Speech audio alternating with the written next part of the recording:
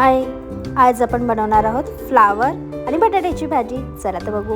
जर तुम्ही माझ्या चॅनलवरती नवीन आहात तर प्लीज माझ्या चॅनलला सबस्क्राईब करायला विसरू नका.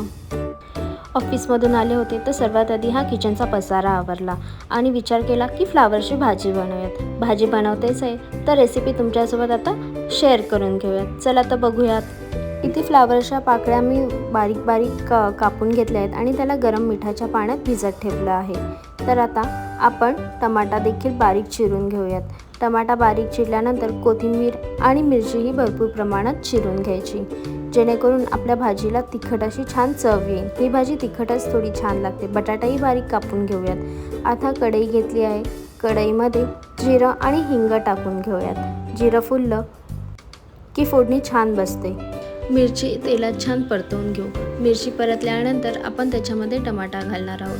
टमाटाही इथून तिथून हलवून त्याच्यामध्ये थोडंसं मीठ टाकायचं, जेणेकरून मिठाने टमाटा आपला लवकर शिजेल.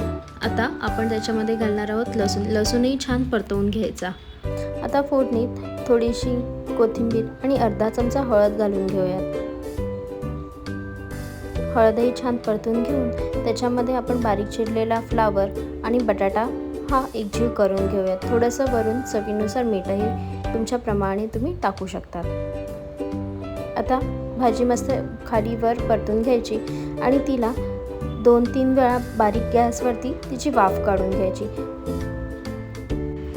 फ्लावरची भाजी ही पाणी न घालता अगदी 10 ते 15 मिनिटांमध्ये तयार होते. तर कशी वाटली तुम्हाला रेसिपी? नक्की ट्राय करा.